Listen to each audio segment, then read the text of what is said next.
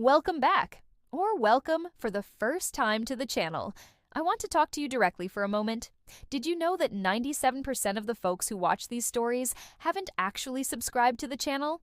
That's almost everyone. If you enjoy our content, hitting that subscribe button is the single biggest way you can support what we do here. It helps us continue to bring you these stories. Plus, you'll never miss a new video. So if you've ever found yourself thinking, wow, these stories are something, please take a second and subscribe. It really makes a difference to us and it keeps the stories coming for you.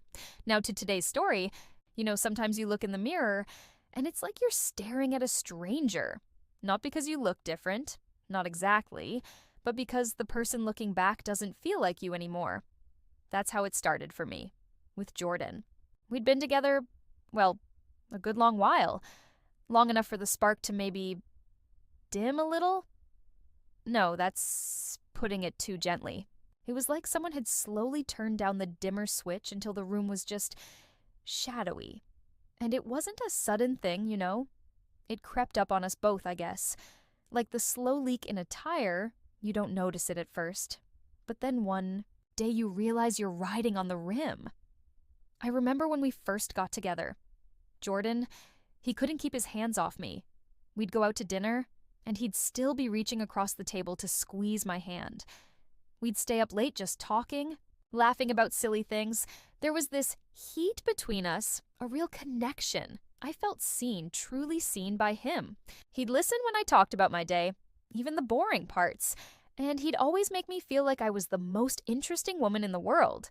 And the other stuff, the physical stuff, well, that was good too. Real good. We couldn't get enough of each other. It felt like we were two halves of a whole, finally clicking into place. But somewhere along the line, things started to change. It wasn't one big fight or anything dramatic like that. It was just a gradual drifting apart. He started working longer hours, and when he was home, he seemed tired, distracted. We'd sit on the couch in the evenings, him flipping through channels, me maybe reading a book, and there was this silence. Not a comfortable silence, but a heavy one, like the air before a storm. He'd still give me a peck on the cheek before he left for work, and maybe a quick hug before bed, but it felt routine, like he was just going through the motions. The little touches, the lingering looks, the deep conversations that used to last for hours, they just faded away. I started to feel this ache inside, a longing for what we used to have. I'd try to talk to him about it sometimes. Jordan, I'd say, do you feel like we're not as close as we used to be? And he'd usually just shrug and say something like, we're fine, Melissa. We're just comfortable. Comfortable. That word felt like a punch in the gut.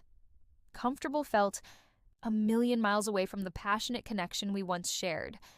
It felt like settling, and I wasn't sure I was ready to settle for just comfortable. I missed the way he used to look at me, like I was the only woman in the room.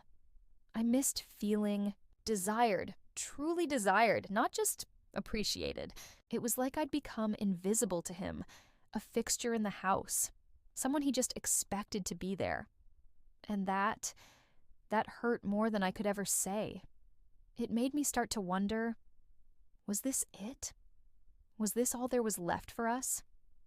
I started paying more attention to other couples, the ones you see holding hands in the grocery store or laughing together at a restaurant. I'd watch them and feel this pang of envy. Was that still possible? That easy, natural affection? It felt like a distant memory for Jordan and me. We'd go out to dinner sometimes, mostly because we felt like we should, and it would be polite. We'd talk about the weather or what was on the news, or maybe some work thing. But the spark? Gone. It was like trying to start a fire with damp wood.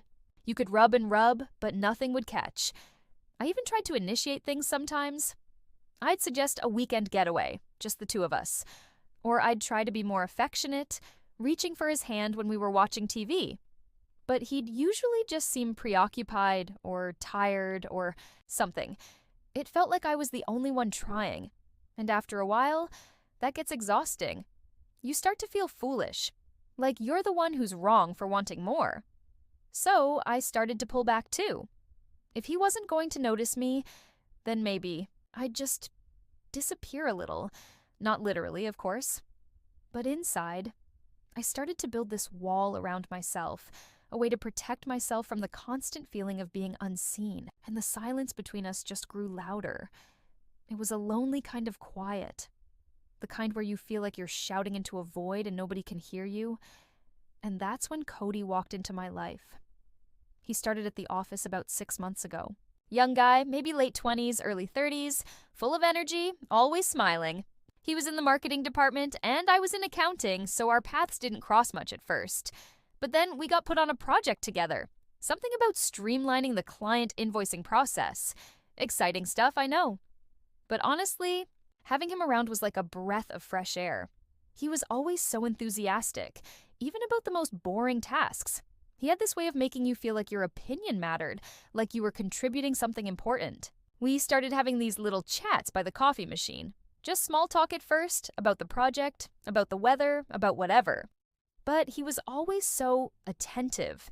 He'd actually listen when I spoke, making eye contact, asking follow-up questions. It was such a simple thing, but it felt like a revelation. It had been so long since I felt like anyone at work, let alone Jordan, was truly listening to me. Cody had this way of making me feel seen. And that was a feeling I hadn't realized how much I'd been missing.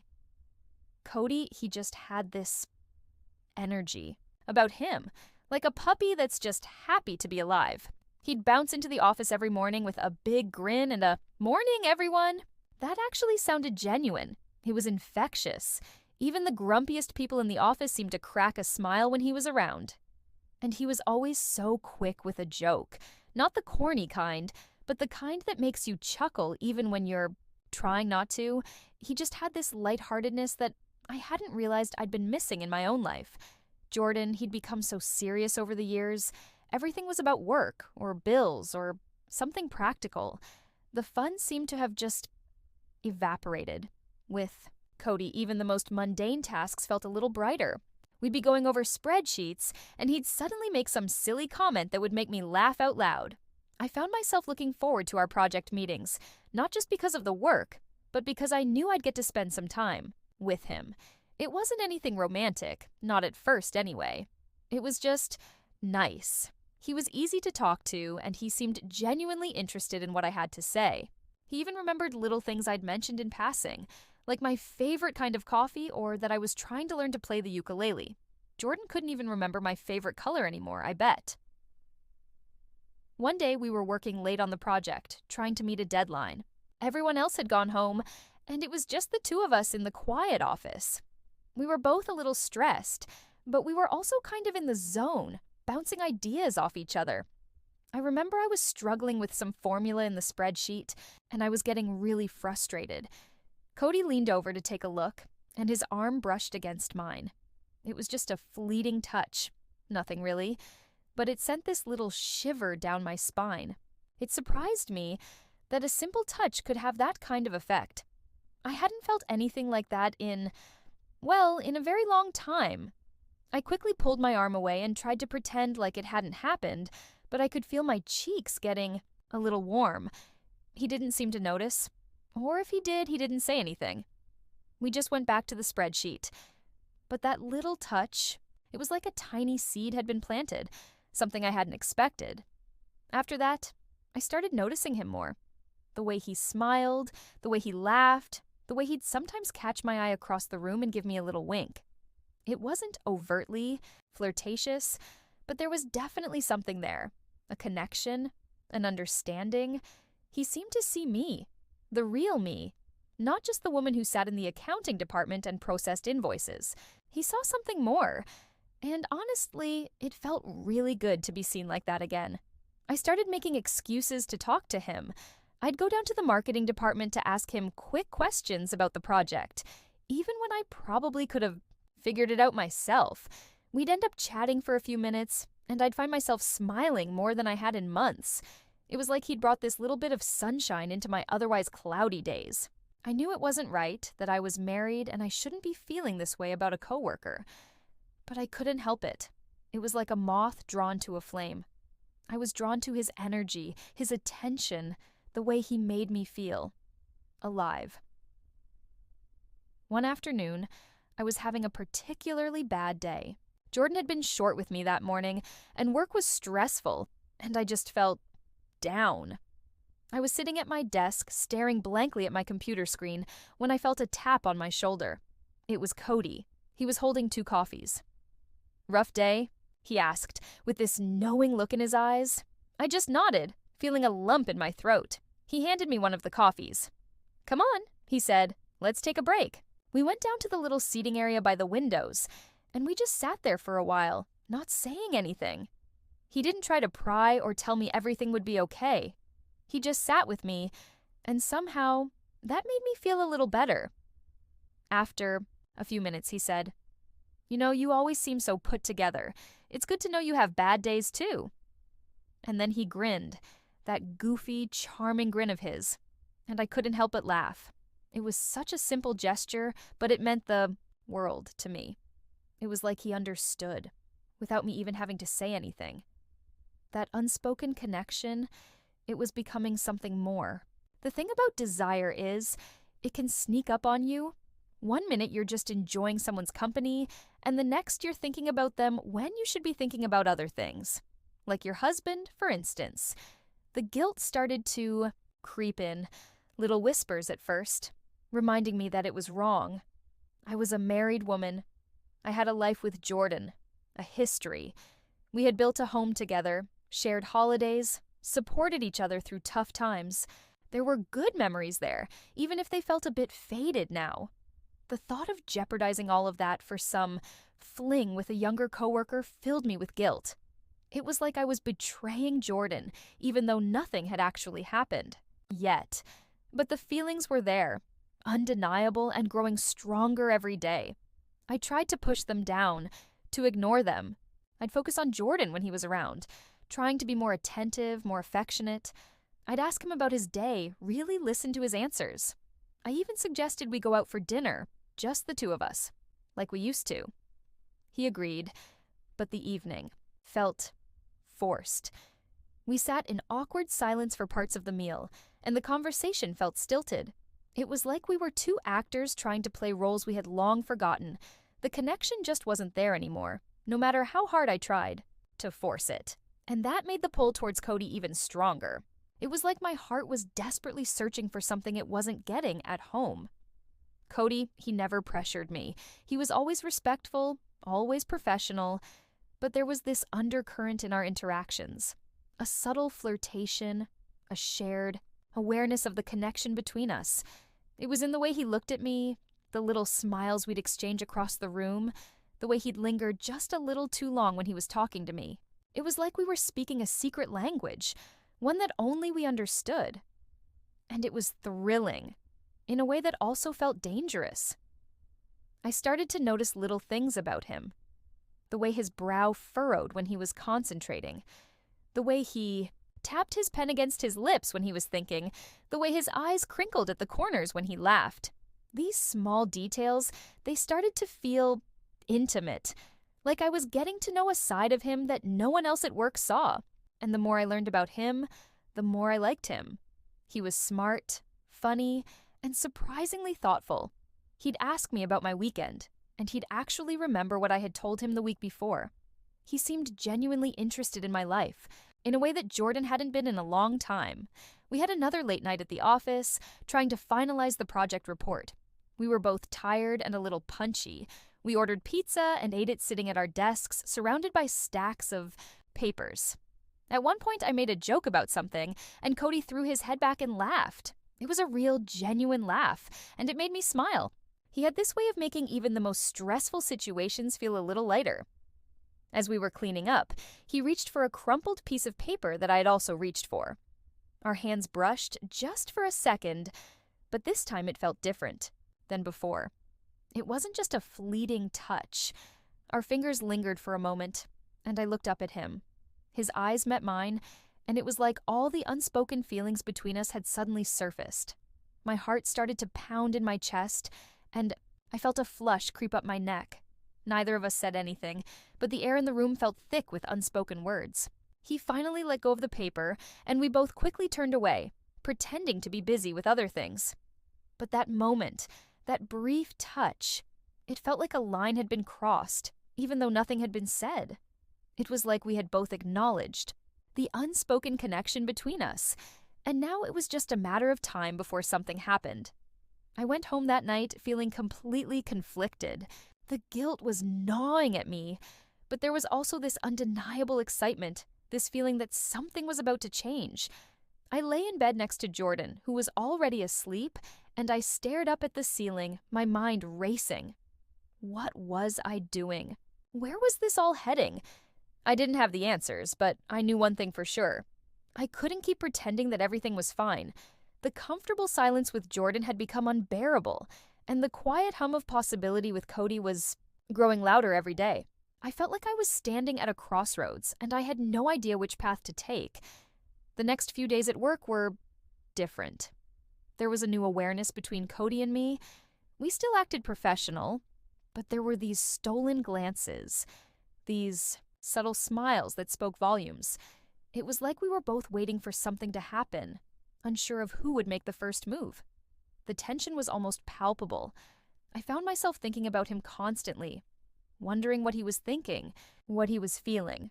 I even started dressing a little differently for work, maybe trying a little harder than usual.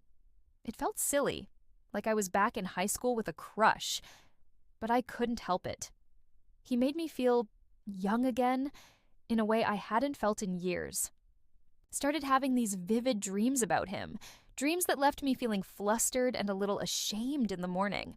I knew this was getting out of hand, that I needed to do something, either put a stop to it or, well, I didn't even want to think about the or, but the pull was so strong, it was hard to resist. It was like a part of me that I thought had died a long time ago was suddenly waking up. And it felt both terrifying and exhilarating at the same time. The coffee break was just supposed to be a normal coffee break. We were in the break room, a few of us from the office, making small talk while we waited for the coffee to brew. Cody was there, leaning against the counter, scrolling through his phone. I was standing by the coffee machine, feeling a little awkward. I hadn't really talked to him properly since our hands had brushed the other night. There had been a few quick exchanges in the hallway, a couple of brief emails about work, but nothing more. It was like we were both giving each other a little space, trying to figure out what had just happened. The coffee was finally ready, and I poured myself a cup. I added some milk and sugar, stirring it slowly, trying to avoid eye contact with Cody. But then, as I turned to leave, he looked up and our eyes met. He gave me a small, hesitant smile. I smiled back, a little nervously.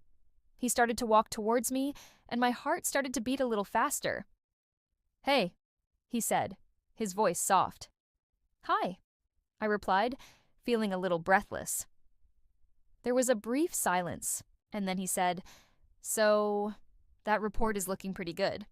"Yeah, almost done," I said, feeling a little foolish that we were talking about work. Another awkward silence followed. I took a sip of my coffee, trying to think of something to say. Then, out of nowhere, he reached out and gently brushed a stray piece of hair away from my face. It was such a small gesture, so innocent really, but it sent this jolt of electricity through me. It wasn't sexual, not exactly, but it was intimate. It was a gentle, caring touch, and it made me feel seen. Again, my breath caught in my throat. I looked up at him, my eyes wide. He was looking at me, his eyes full of something I couldn't quite decipher. Desire? Maybe. But also something softer, understanding, compassion. I wasn't sure. In that moment, the rest of the people in the break room seemed to disappear. It was just the two of us, connected by this tiny, unexpected touch. The touch lasted only a second, maybe two, but it felt like time had stopped.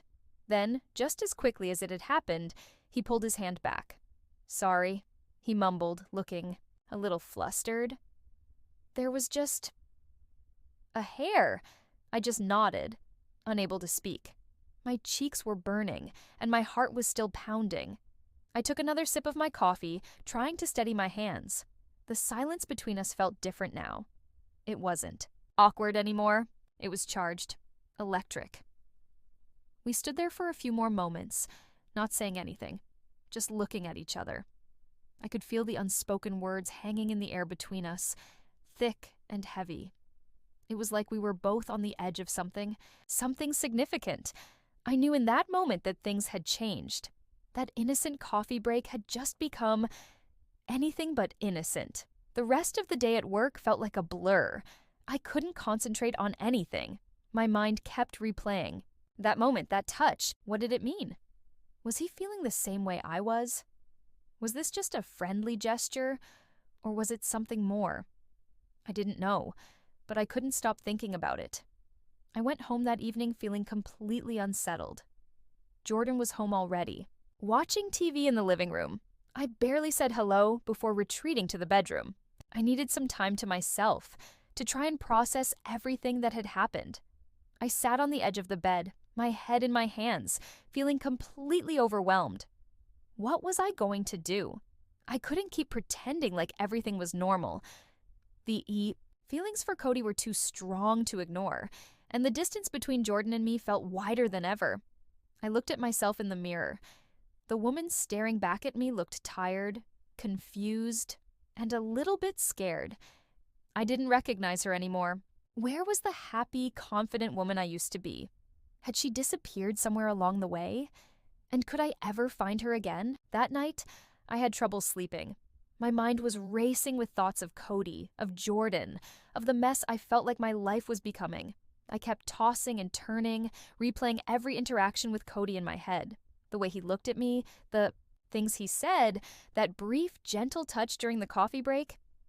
It all felt significant. It felt like he was trying to tell me something without actually saying it. And I knew that I was trying to tell him something too. Something that I hadn't even fully admitted to myself yet. The next morning at work, I felt a mix of anticipation and dread. I knew I would see Cody, and I didn't know what to expect. Would he act like nothing had happened? Would he acknowledge the moment in the break room? I was nervous, but also excited. There was a part of me that desperately wanted to talk to him, to finally acknowledge the feelings that were growing between us. About an hour later, I saw him walk in. He looked a little tired, but he still gave me a small smile as he passed my desk. My heart skipped a beat. Later that morning, I was in my office, working on a report, when I heard a knock on the door. I looked up and saw Cody standing there. "Hey," he said. "Got a minute?" My heart started to race. "Sure," I said, trying to sound casual. He walked in and closed the door behind him. He stood there for a moment, looking a little nervous. Then he took a deep breath and said, "Melissa, I think there's something between us," he said, his voice low, "and I know it's probably wrong and complicated, but I can't ignore it anymore." My breath caught in my throat.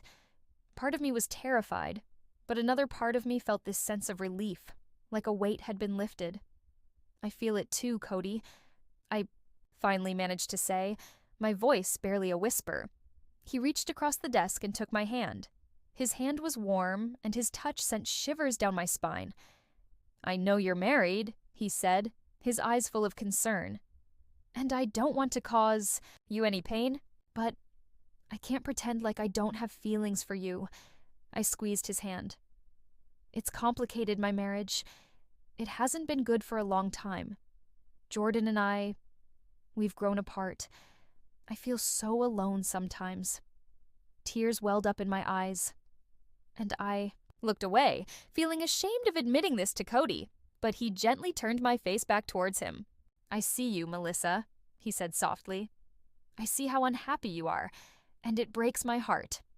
We sat there for a few moments, just holding hands, the unspoken feelings between us hanging heavy in the air. "What do we do?" I finally asked. He sighed. "I don't know," he admitted, "but I know I can't just go back to pretending like this isn't happening." We talked for a long time that day about our feelings, about our situations, about the potential consequences. It was scary and confusing and exhilarating all at the same time. As I drove home that evening, my mind was a whirlwind of emotions. Guilt, confusion, excitement, fear. I knew that I couldn't keep living a lie. I couldn't go back to pretending that everything was fine with Jordan. The woman I saw in the mirror that night looked different. She looked awake, like she had finally acknowledged the complicated emotions and desires that she had been trying to hide for so long. And I knew, deep down, that things were never going to be the same again. That night, when Jordan got home, I knew I had to say something. We were sitting at the dinner table, eating in silence as usual, when I finally spoke. "Jordan," I said, my voice shaking slightly, "we need to talk." He looked up from his plate, a hint of annoyance in his eyes. "About what?" he asked. "About us," I said. "About how we've been distant lately." He sighed and put down his fork. "Melissa, we've been over this. We're just comfortable?" "No, Jordan," I said, my voice getting stronger. "We're not comfortable. We're just existing. And I can't do it anymore." The conversation that followed was difficult, painful. I told him how I'd been feeling, how I missed the connection we used to have, how lonely I felt. He didn't say much, mostly just listened, his expression unreadable. I didn't tell him about Cody, not yet. But I knew that this conversation was the first step towards acknowledging the truth, towards facing my feelings, towards figuring out what I wanted for my future. Looking back now, I can see that it wasn't just about Cody. He was a catalyst, maybe. Someone who made me realize what I was missing.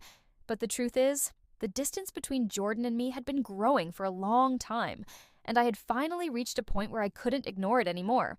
The woman in the mirror had finally looked back, and she wasn't willing to pretend anymore.